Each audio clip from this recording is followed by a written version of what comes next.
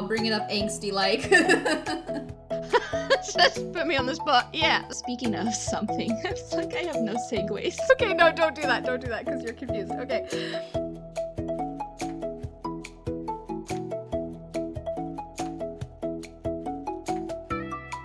Hi, we're the Reading Queens, and we're here to blab about our favorite books, why we love them, and the book boyfriends we wish were real. And we're back for another episode. Welcome or welcome back. We're thrilled you're here. I'm Valia. I'm Kay. I'm Tess. And I'm Clari. And welcome back, ladies. I'm excited you're back for another episode. How's everybody doing? What have you been up to since you've been here? Especially Clari, because it's been a while. It's been a while. Yeah, Clari, what have you been doing? Oh, what am I doing? I don't know.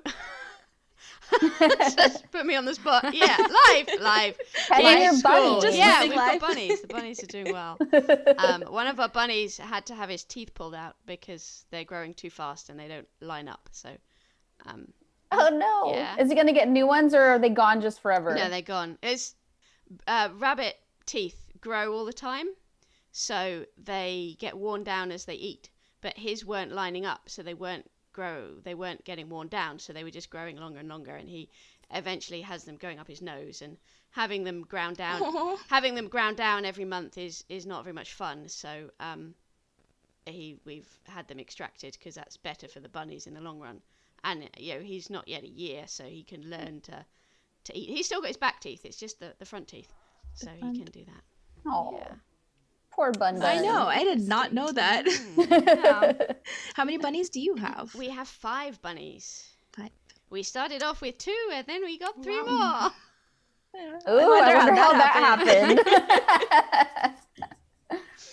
And steps have been taken, so no more will be coming. Oh, that would be nice. There you go. Gotta plan ahead. Yeah. That's funny. I just saw a bunny, actually. We have bunnies in Arizona. We have a property up north that has like the big jackrabbits, which are not bunnies, but the rabbits that, they're not really pretty. They're kind of ugly version of a bunny, I guess.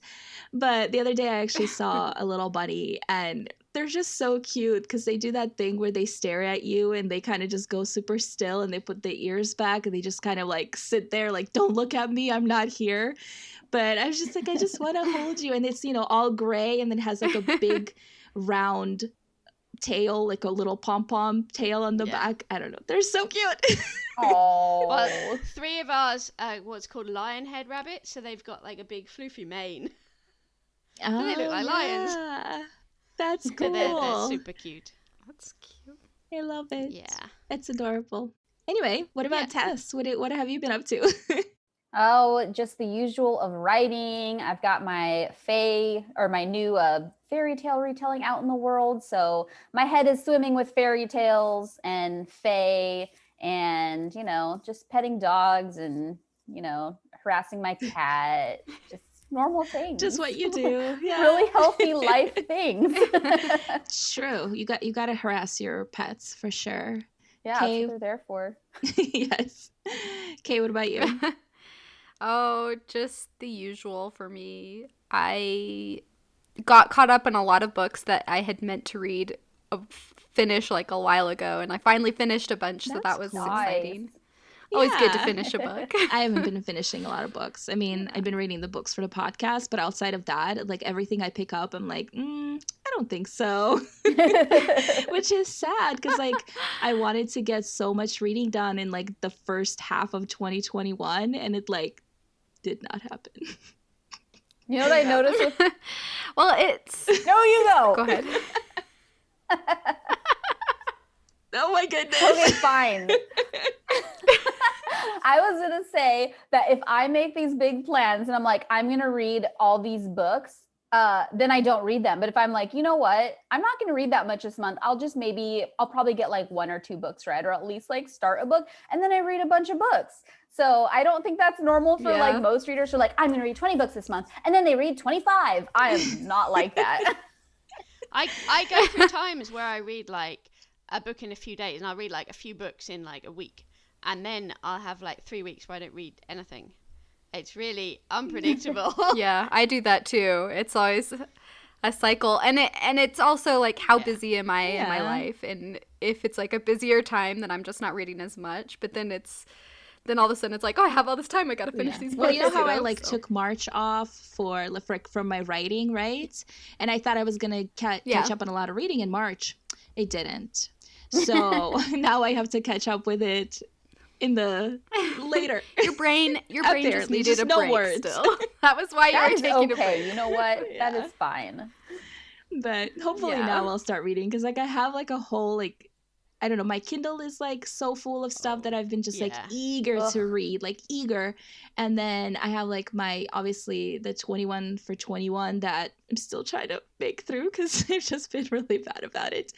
And then like there's a couple of other books that I just like recently came out that I got like either in the book of the month box or something like that is just like wants my attention, but I just haven't been able to concentrate long enough to like get through any of it, but we'll see. Hopefully. I don't know. So that's what I've been doing with my life. Nothing. Definitely. That's why you took a break. That was good. That's true, but the break's over. It's been over. So like my brain's got to start working here, a little bit at least. It would be helpful. But anyway, speaking of, I don't know, nothing. Books. There you go. Speaking of books, I did have a fun question for you all. I guess I'm just going to ask it since I went with it. But who is your favorite villain and why? So I want to know, because villain, like, okay, the reason I picked this question really quick is because there's just been like a lot of talk about villains lately, especially like in young adult books. I mean, it's been a while, like around for a while, but with like The Shadow and Bone coming out, and like there's just like a lot of that talk. So I'm just really curious. Please answer my question. Who is your favorite villain? Why? Who has to go first? Yep, Me? I don't you know. are. Okay. Okay, so I am one of those people that I don't like. If I was to choose a favorite character or a top 10 or whatever, there would not be a villain anywhere near that list. I'll just put it that way. I think it's hard for me to say that there are villains that I love. I don't know that I would phrase it like that. But there are definitely villains that it's like I can appreciate so much that they're well written, and I can appreciate that they're compelling, and I do love that. Right. I am not one of those people that is just like, oh, I love this villain. I'm more like, oh, I love how they're written. I love how how believable it is. Right. Those kinds of things. So one of my favorite villains, well, also like I hate her, is I don't know how to say it, but Livana. I knew it. Yeah, I knew you were gonna say that. Yeah, okay. Big surprise, right? Just kidding. It's my big thing, the Lunar Chronicles. But I just love that she is like, she really wants I wouldn't say the best for her, for Lunar, where the moon that she rules, but she does like believe she's doing the best for them. I mean, she's selfish for sure also, but you can see that she's just like, I understand the politics so much better than my sister who's supposed to be the queen. Right. So it's like, why shouldn't I be in charge? And I mean, all these things. And the thing is, she's right, she does understand the politics. She does care about those things more, and she really does like try to do the best thing for Lunar. And so I do find that very compelling. I love that idea that it's like the villain, they say the villain believes they're the hero. And so villains that are written like that, where you can see that they believe they're the hero, I love those kinds of villains. I love the way that they're written. There is one, I don't know if I should say it because it irritated me. Say it. But okay. So I feel like this kind of was right on the line of doing that. But the Queen Tessonja from the Iron Fae series. Oh yeah. She is so mean, but also like she is treated so badly, and for me reading that book, I'm like, of course she acts like that. You know what Yeah. I mean? And I feel like she never gets that kind of recognition in the book. Which is funny for me because I'm not usually sympathetic to any kind of villains. I'm just like, whatever, you're evil, I don't care, you know? But I just felt like that was never addressed in the book, that she is so horrible to people, so mean girl, you know, she's like the classic mean girl. But also I'm like, the things that the way that her husband treats her and stuff like that, I'm like, who wouldn't act like that, you know? But maybe that was the point, you know, maybe that was the way it was intended, and it's just never specifically addressed. So anyway, those are my thoughts. I really liked the Levana novella in the Lunar Chronicles. I felt that really, I mean, for me, she hadn't been a sympathetic character until I read that novella from her point of view. And then it's like, wow, actually what she does make sense. I thought that was just a stunning piece of writing, you know, to be able to. Well done. I was so depressed after reading that. Like, I'm not kidding. I needed to recover, okay? But it was very well written, and I agree. It really helped you understand her motivations a lot. That's interesting too. Okay, so can I, like, before Tess answers, now a segue. Do we like then having that like novella? Because I feel like that has happened a few times now, where there's like a novella or a novel from the villain's point of view. And like, I think we talked about this in the last episode, because I think Stacy read the President Snow book. And so, because we talked about anti-heroes. And I don't know if I don't like reading stuff like that, but since it makes you like more sympathetic to the villain, like, the difference I would think is, like, the Hunger Games, it's all written from Katniss's point of view. Right. Whereas the Lunar Chronicles, every book is a different point of view. Yeah, every book it has lots Yeah. of different points of view, and it's added. a new story, and there's new characters added. So it's a very different series from, and I guess the Levana story does happen before chronologically in the series, doesn't it? Yeah, it is kind of a prequel mostly. I think the very end of it maybe happens, it like catches up to real time. It might be in the past. I don't remember for sure. Interesting. But most of it is in the past.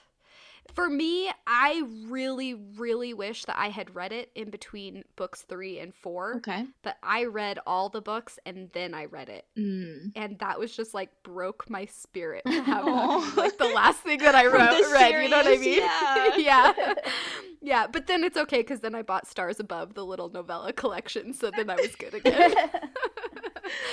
But I wish that I had read it in publication order. That's when it was published, was in between 3 and 4. And I think I would have appreciated book 4 more. And I think, you know, it would have helped heal my spirit after being broken. Okay, yeah, that makes sense. I read it between 3 and 4, and it did, because then you get the ending of book 4, and it's better again. It's better again. You get the happy ending. I'm not going to say any more than that. Yes. I will say I'm not usually a fan of villain stories in general. So I mean, like, I'm still glad I read it, but also I'm not ever going to be the kind of person that actively looks for those kinds of books, you know? Yeah, that's interesting. All right. Sorry, Tess, for taking your spotlight there for a second. Oh, no. I am like, okay, so my favorite villain, and this is really hard because I can't even remember why I liked him so much, and I always forget his name, and maybe it's because he's played by David Tennant, but whatever his name was in Jessica Jones, it's like something stupid. It's like death something. Do you know what I'm talking about? Yeah, What was his name? Okay, It's continue like- talking while I look it up. Okay, look it up for me. But I don't remember, because it's been so long since I watched it, but like, he was such a good, well-written villain. And I'm the same way as Kay, where I'm not gonna, like, I never love the villain, like, oh my gosh, I just love that villain, what a great person. But I love when they're written or displayed well in a way where you just, like, I don't know, I just don't even know what it was. He was very strong, he was really powerful, and you kind of understood, and you kind of felt bad for him when he realized that, like, he wasn't like his how he interpreted what his powers were doing, like controlling Jessica, was not her perspective at all. Like he was like, no, you liked me, and she's like, no, I didn't. Right. And so he was just so compelling. And I mean, David Tennant is an amazing actor, and I like love everything that I've seen him in. So maybe he just portrayed it really well. But he was like, every time people ask me that question, I'm like, I know who it is. Valia, did you look up what his name is? The Purple Man. Wait, the Purple Man? That's his name? Okay, my husband just sidebarred me. What did he say? It's Kilgrave. Yes, okay, but it's funny because he's billed as the Purple Man, and I was like, that's not it. And so I was weird. like, can't read, like, I wasn't gonna read the whole like Wikipedia to find it. That's funny. I actually really, really loved him as a villain too. That was my favorite season of Jessica Jones because he was just so good. Yes, and like those, like the factors that he like didn't see himself. Like you said, Kay, like, you know, the villains think that they're the hero of the story, but in his mind, like, he really did just have like this whole different storyline in his head when it came to what he was doing. That's a good one. Yeah, and his like, okay, sorry, spoiler, but like the villains die at the end of season, so just get over it. Like, if he dies, it was like one of those ones where I'm like, disappointed, but just like I was waiting for it. I'm just like, oh man, he's got to like get what's coming to him. But at the same time, I was just like disappointed. I'm like, there goes a really well-written character. So long. But also like another thing that I don't know, Kay made me think of this too, and I don't really remember why, but we are watching watching Harry Potter from the beginning, all the movies with my daughter. Okay. And since I've seen it so many times, for some reason this time around, I'm like watching everything from the Slytherin's point of view. And I've thought about this before, where like I'm just imagining myself being not one of the bad guys in Slytherin, but just one of the ones who studies really hard, is maybe really powerful and likes dark magic a little bit, but you're like not a bad person. You're getting all these really good grades. You helped get the points as high as they are. You followed all the rules and you're doing a great job. And then these kids who get attention for not following the rules all the time get these stipulations where they're like, oh, Slytherin, you thought you won the House Cup last minute after you've already celebrated and feeling really good about yourself. Surprise! These kids did some weird stuff, and on a technicality, they get all these points. And I'm like, I would turn into a supervillain from this. Yeah. I did all my homework. That's your supervillain. Yeah, like I just would want to be recognized for doing such a good job at my work. And no, nobody pays attention to me. So I like put myself in that position. I'm just like, oh my gosh, Harry would drive me insane if I was a Slytherin.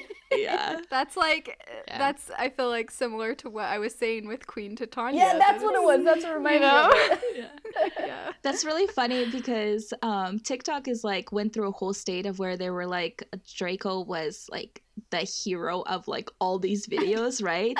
And it's funny to me because like years back people were very like the Slytherin is like the bad house and like we know we don't go there, blah blah, like all this stuff against Slytherin. And then suddenly with like Draco coming out as being this like misunderstood bad boy and they're making all these videos, suddenly people are like, I want to be a Slytherin and like all this stuff. And it's just like they're seeing it from a different point of view, like kind of like you put it just now, where it's like, what if you're just one of the kids in the house that are like wants to work really hard? Yeah. Yeah. And so they like did a bunch of videos like that I've like seen on my For You page because it's book stuff, so it like shows up, and it's just so fascinating because your like mindset can really change just from like learning more or like reading something else, like with Kay, like reading the book about like the villain, like if you read it between books 3 and 4, like it would have been different, you know what I mean? Like I don't know, it's just sorry, I'm just getting a little nerdy and like it's excited about it. It is true. This is a more modern idea that, it used to be that there was good and there was bad. And it's definitely within the last probably 100 years, maybe. I mean, that line's probably not like a exact line. I'm sure there's a lot of gray area there. But where this idea has come through that it's, you know, the villain may be bad and you still may need to destroy them or stop them or whatever, but they're not all bad. They believe they're the hero, you know? I mean, that there's this gray area in your characters, and it's cool. I feel like it's added another depth to books that didn't exist before. For sure. There's a really interesting series by Will White where he takes the same story and he tells it from both sides of the conflict. So he's releasing the book simultaneously. One from, you know, one from one side and one from... So he's got two characters. So he's got two point of view characters, and one has their series. And the books are named with the... it's of something. All the books are of something and something. And the opposite character's book is with the two things the other way around. That's an interesting concept. So like instead of ice and snow, Of snow it's and like ice. of No, ash and fire it's or like of something? ice and snow, and then okay. of snow and ice. So you know they're the pair. Oh, okay. But he's releasing them at the same. So he's releasing book one of both point of views, and then he released book two of both point of views. Oh, cool. That is so interesting. Yeah. That's so cool. I just read another series too that it's basically there are these two countries going to war against each other, but you're on the side of both sides, I guess. On the sides of both sides. You're rooting for both sides, which I thought was just so interesting. I'm like, that is such a compelling idea that you want both sides to win. Yeah. And yeah, that's cool. That is pretty I'll have cool. to- I know, I'll I'll have to look into it up that. too, because I'm like, now I'm curious. That's a lot of work, Yeah. writing the same story twice, Yeah. but like in Yeah. a completely different mindset. They don't. The two Yeah. characters don't spend all the time together, so they do interact, but mostly they're doing other stuff. Their own Yeah. thing. Yeah, but I'm just thinking, like, as a writer, from my point of view, like, I live in, you know, my character's head, right? Yeah. So it's like you live this story as character A, and then you have to go back and live the same exact story as character B. So it's like, I don't know, it's so fascinating to me. Absolutely. Yeah, I don't know if I can do it. Anyway, Clary, what's your favorite villain? My favorite villain. Well, I don't know if he's favorite villain, but certainly the one that stuck with me is Okay.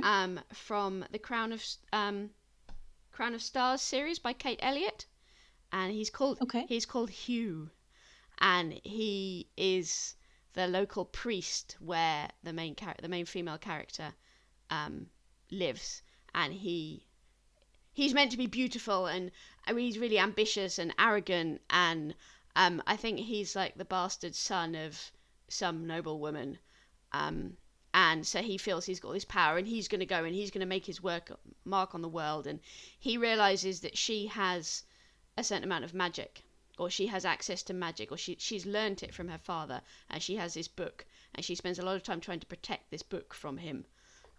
Anyway, it's a bit dark at the beginning of the story because he ends up enslaving her, and it's not very nice. He's quite mean to her, but I think fairly early in the book, she then escapes from him, and she spends a lot of time trying to stay away from him and learn what else is going on in the world. And they bump into each other again a number of times. It's a 7-book series, so there's quite a lot of other stuff going on, and it's quite complicated. And yeah, she has to come to terms, learn her heritage and where she's from, and learn the magic stuff that her father never taught her. But it's really quite interesting, and then they have this big face-off at the end. So yeah, Nice. Yeah, That's always the best, right? A big face off. big face off. That is. but yeah, interesting. I'll he's have to really look that up, too. slimy, and he's really, he thinks that he's going to be the one. He thinks that he's going to be the bee's knees, and he's going to be the one to show everybody that actually because magic's actually outlawed in the world. You're not meant to practice it.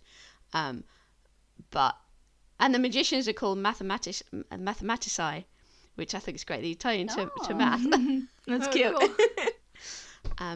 So yeah, it's also an interesting series because it's set in medieval times, but rather than lots of these ones are set in Britain, whereas this one's actually set on the continent. So it's set in based on Germany and France and the Netherlands, the Low Country, where I am. That's Yeah. cool. I love it. I love it when books have just like a little bit different setting from what is. I mean, the most common ones are fun Yeah. too. There's a reason they're common. Right. People Yeah. like them, you know, so that's fine. But I just like it when it's a little bit different like that. That's cool. Yeah. Or a lot different. I like a lot Yeah. different too. We just like it all. It's also a matriarchal world, so first daughter inherits. Ooh. I don't think I've seen that It's Like, it's quite, very often. No. Yeah. but yeah, it's full of really strong female characters and lots of sword fighting and things. So it's All cool. right, sign me up. We're yeah, good. and a really slimy villain. Yes, clearly. Yeah. The one that stuck with you. Yeah. That's funny. I was trying to figure out like what villain would stand out in my mind, and it was really hard because I don't think I've read very many villainy books like recently. You know, most of my reading has been like either like standalones or where it's just like one bad and done, and a lot of it is like internal villain tree. That's how that happens. Is that Yeah. a word? You know, They have to overcome something Yeah. or whatever. yeah, like stuff like that. And so I don't know why, but I started thinking of Sherlock Holmes and like Professor Moriarty.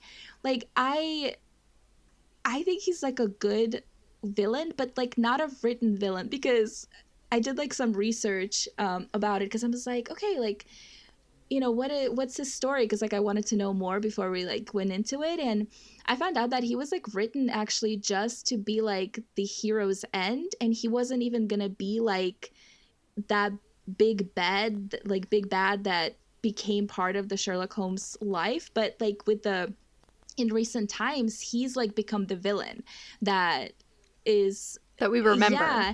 And like somebody said like Moriarty became more than Moriarty, and I was like, that's like fascinating. So like the media and like, you know, took this character and made him into like a bigger villain that he was. But yeah, I like really like him, and I think it's just because he's like smart. Like he's not a stupid, like there's so many stupid villains. Like I Yeah. know, like, but he's just like, oh, I'm just evil and like I do evil stuff. But it's like, no, like he has like reasoning for everything he does, and he like, you know what I mean, and like, he's like, he can go up against like this detective who's is like the smartest. And you know, I love smart villains, and I think that was like the part that stood out to me, because my dad and I, we just rewatched like the Zack Snyder's Justice League, and 4 hours was so long.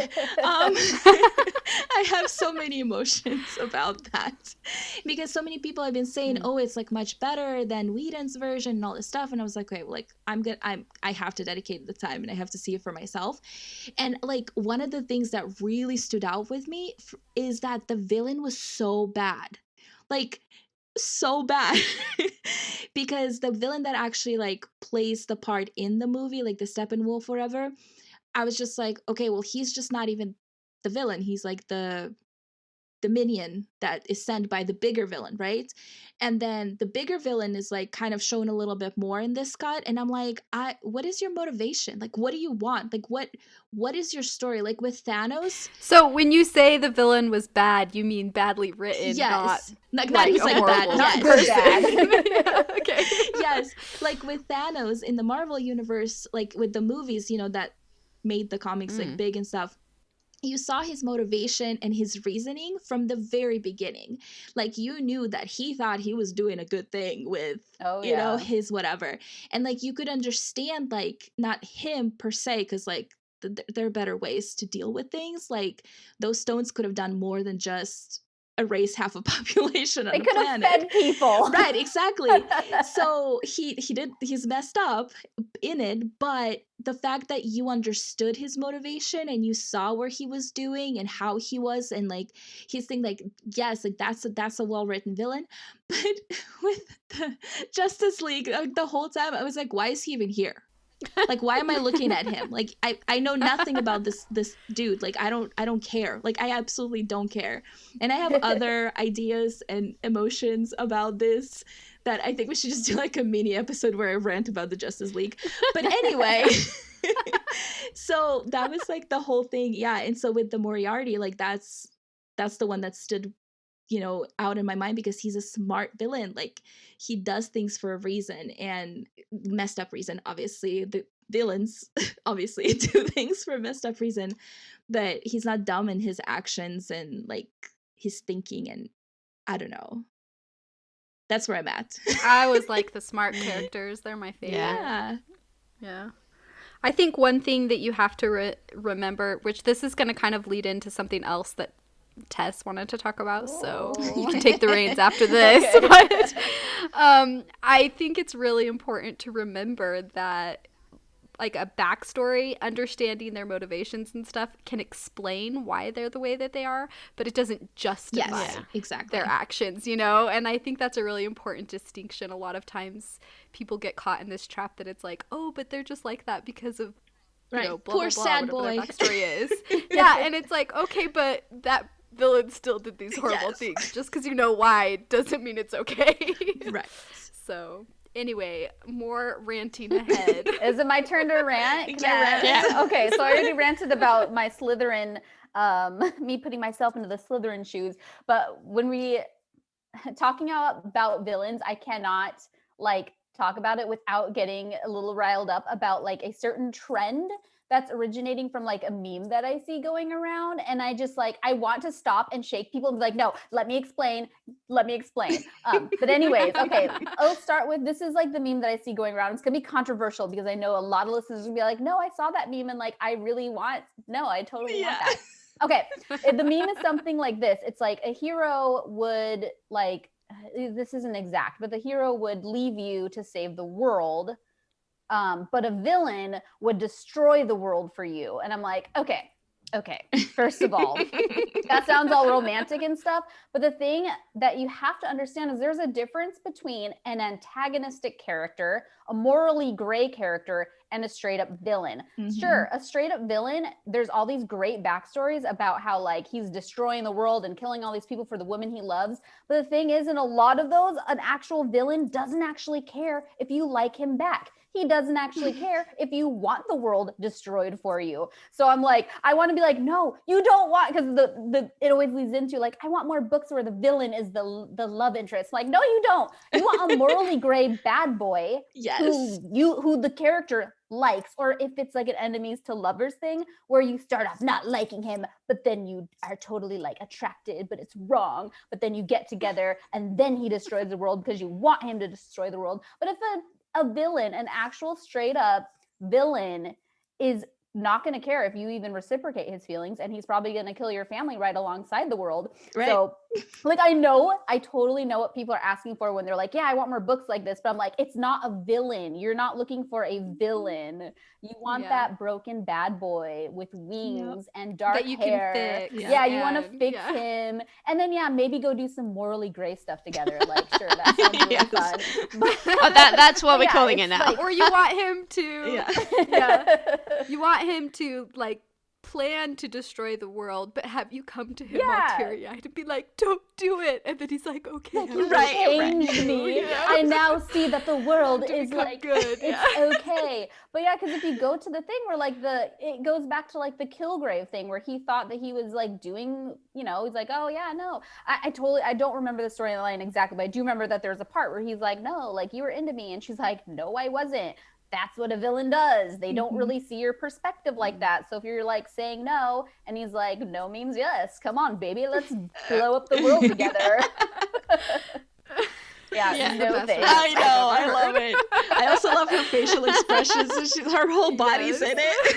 I get really amped up about it, and I haven't had anyone to talk about with this. So every time I see that come up, I'm just like, oh, I just want to talk about this, and I just want to go on like this mile-long like post to be like, first of all, blah blah blah. Here's my Hermione know-it-all session. So you guys get it instead. Yay. Yo, Love it. hey, we agree Yeah. with Yes. you. Oh, okay, I can't No, speak for everyone, 100%. but- Definitely, yeah. Yes. Yeah, no, I hate that when people want the villain, and I'm like, really? You want someone who's gonna put, like, yeah, he's gonna destroy the world for quote unquote you, but no, he's not. He's just destroying the world because he wants to destroy the world. And it's just like, oh, and yeah, maybe she'll be impressed by that too. I hope. I don't He's really blaming care. it on you. He's not trying to do it for you. Yeah, there you go. Yes.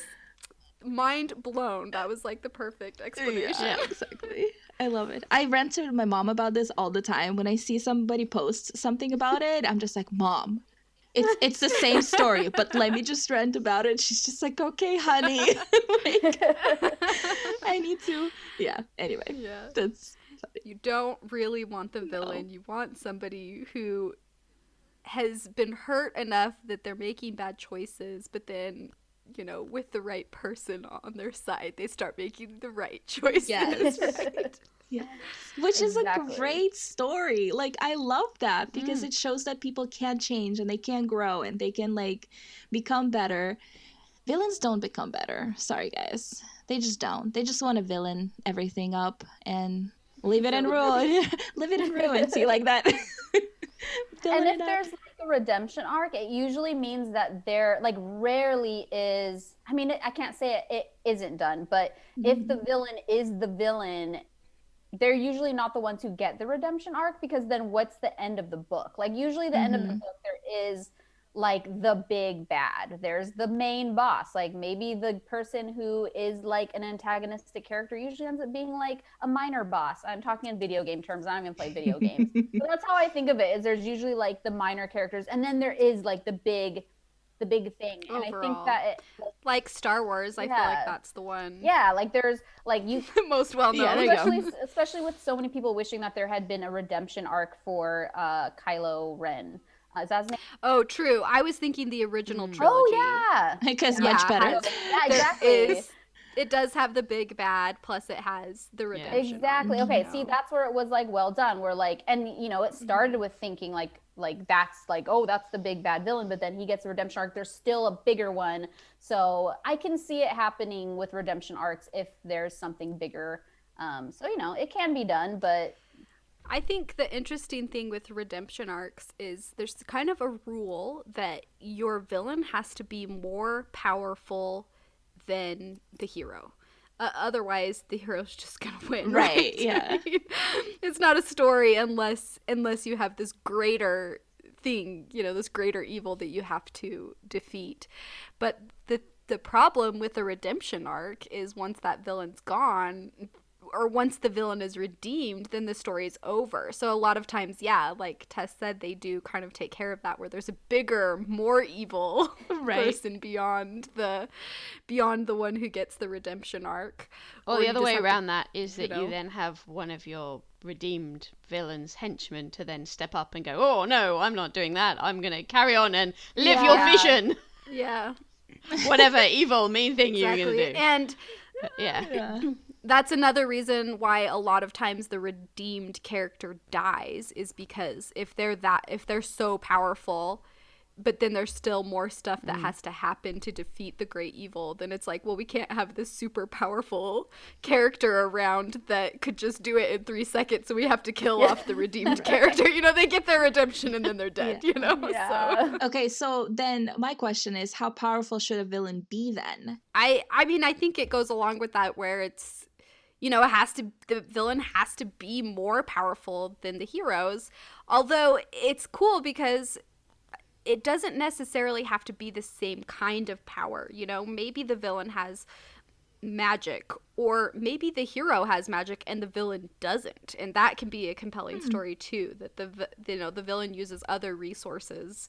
You know, maybe it's the villain is really smart, like you were saying, Valia, or I don't know, I guess there are just a lot of different ways that the villain can be powerful. No, I was just thinking like about it, but because you can't make your villain too powerful either, because then your hero overpowers your villain and you're like, there's no way this would ever actually happen. Like, you know, so you have to actually, it can't be hopeless. Right, exactly. You have to put like limitations on the power you give your villain. That's true. Because there has to be a way, even if the villain has magic and the person doesn't, or, you know, there has to be like a way to work around that, so they can't be like an all-doing, all-knowing villain or whatever. That is true. I can think of a TV series that I'm like, that villain was too powerful and it was stupid. It was just, you know, it's hopeless. Wait, what TV series? I want to know. Oh, it's Stargate. Oh, I don't know if anybody yes, knows that. yes. It's older. It's kind of older, but not the original villain, the Gould, but then like the Orisi. What are they called? Ori. It's been a while, Anyway, but yes. they're like these godlike Mhm. beings, and they're just so powerful. It's like, how are they even gonna defeat them? Right, yeah. Which is fine. I mean, like, TV shows are hard because they thought the series was going to end, but then they got renewed, so then they had to create this new villain. You know, so I mean, it's not like they did the best they could, whatever. But I do think that it was not as compelling as the original villains that they had. That makes sense. Yeah, my dad and I used to watch that show. He watches all of that, and like the Star Trek Enterprise that one of our queens like mentioned to us, and she's like, nobody else has watched it. I was like, are you kidding me? I'm still angry about that. Yeah, that's true. Like, yeah, it can be too. It can be a godlike creature, that's for sure. Because like, Yeah, I mean, they can be, but then you just have there to has give to be like a something that the hero a way to overcome that. You have to have that hope still that there's a chance to win. Yeah. Yeah. The power of the relative power levels change over the course of the story, so it can be a way to show the hero's character arc. Yeah. That at the beginning they are hopeless and they can't do it, and then they learn whatever blah blah blah it is relevant to that world, and then come the end they have overcome all their inner demons and whatever else, and they now have the strength to overcome the villain as well. Yeah. That's true. I mean, because that is so true, because in that final fight, obviously, you know, they're going to win. So whether that's through the power of having, like, friends that help you, or through the fact that you've, like, overcome whatever to be able to have the power to do it, or, you know, whatever. There can be a lot of ways, but yeah. Or you've been at school and you've learned how to use your magic, Exactly, or yeah. your you know, book smarts or whatever you've got, so that you can better. Yeah. Smart characters on both sides is the best story. Like, it really Exactly. is. So, yeah. Well, I mean, that was fun. I really enjoyed that conversation. Which is really funny because I didn't even plan it for it to kind of work off what we talked about last week with a different group, which was the anti-hero thing. And it was interesting because Kristen gave us a definition of a villain versus an anti-hero, because we were even confused and we didn't realize it when it came to like the definition of the two. So that was like a really good conversation because it worked off really well off of what I learned last week. There you go. So Perfect for our listeners. We did it totally on purpose. because we're smart subconsciously. characters. Yeah. This is what we do. But yeah, in the next episode, we're going to dive into another one of the tropes discussions, which, you know, I nerd out over all the time. But for those of you who are new, this is how it works. Each of us will pick a different book to read this week, all following the same theme. If you follow us on Instagram, which you totally should, obviously, you can leave your guesses in this week's post. But we're going to go around the room and tell the listeners what we're reading. So, Kay, what are you reading? I will be reading Serafina by Rachel Hartman. Okay, Tess, what about you? I'm reading Talon by Julie Kagawa. Clari? I'm reading His Majesty's Dragon by Naomi Novik. Okay, and I'll be reading Scorched by Mary Montclissy. I can never pronounce your name correctly. I'm so sorry. Maybe this one is an easy trope to guess. I think we had a few that were kind of easy to guess, but it's such a fun one. We have to do it, so I'm excited. Yes. If you want to know more about us, definitely make sure to give us a follow on here and on the Instagram. We're doing weekly takeovers and sharing all kinds of bookish fun things. So, you know, don't miss And out. our Instagram is Reading Queens Pod. I was getting to that. I shouldn't have said anything. Kay's got my back. We're good. No, you're good. Well, thank you for listening to Reading Queens. Before you go, please take a moment to leave us a review and follow us on your favorite podcast platform. We greatly appreciate it. Then stay tuned for next week, and happy reading. Bye. Bye.